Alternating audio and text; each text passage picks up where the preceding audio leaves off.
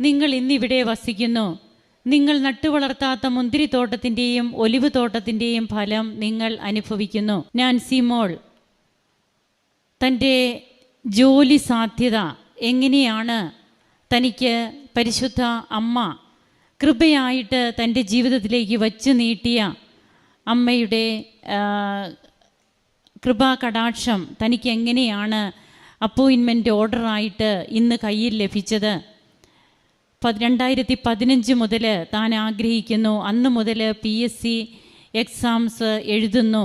ഇതിപ്പോൾ ഏത് വർഷമാണെന്ന് നമുക്കറിയാം. നീണ്ട 10 വർഷം. ഈ 10 വർഷവും ഈ മകള് തനിക്കൊരു ജോലി, സ്ഥിരമായ ഒരു ജോലി, ഒരു നിയമനം, അത് തൻ്റെ ഒരു സ്വപ്നമായിരുന്നു.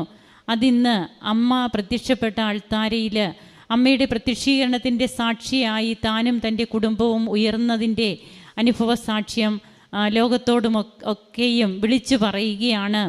അതുതന്നെയാണ് ജോഷുവയുടെ പുസ്തകത്തിൽ നാം കേട്ടത്. നാം പണിയാത്ത പട്ടണങ്ങൾ, നാം അധ്വാനിക്കാത്ത മുന്തിരിത്തോട്ടം, ഇതിൻ്റെയൊക്കെ ഫലം നമുക്ക് തരുന്നത് it is not by merit but by grace.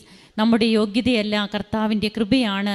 ഉടമ്പടിയുടെ അടിസ്ഥാന തത്വം തന്നെ, അടിസ്ഥാന പ്രമാണം തന്നെ it is not by merit but by grace എന്നുള്ളതാണ്. തൻ്റെ ജീവിതത്തിൽ തനിക്ക് രണ്ടാമത്തെ സാക്ഷ്യം താൻ ഈ അൾത്താരയിൽ പങ്കുവെക്കുമ്പോൾ കുഞ്ഞിനെ ലഭിച്ചതും അതുപോലെ ജീവിതത്തിൽ തനിക്ക് കിട്ടിയ കൃപാസനത്തിൽ വന്നതിന് ശേഷം, പ്രേക്ഷിതയായിട്ട് വന്നതിന് ശേഷം പരിശുദ്ധ അമ്മ തന്നെ വഴി നടത്തിയ ഉടമ്പടി വഴികൾ, അങ്ങനെ തന്നെ നമുക്ക് പറയാം.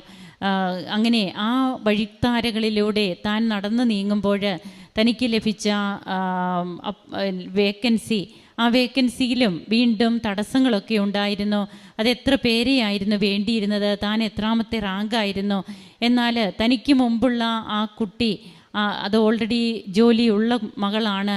ആ മകള് ആ ജോലി ഈ മകൾക്ക് അതിനുള്ള സാഹചര്യങ്ങൾ എഴുതി കൊടുത്താൽ മാത്രമേ തനിക്ക് അവിടെ ജോലി സാധ്യതയുണ്ടായിരുന്നുള്ളൂ.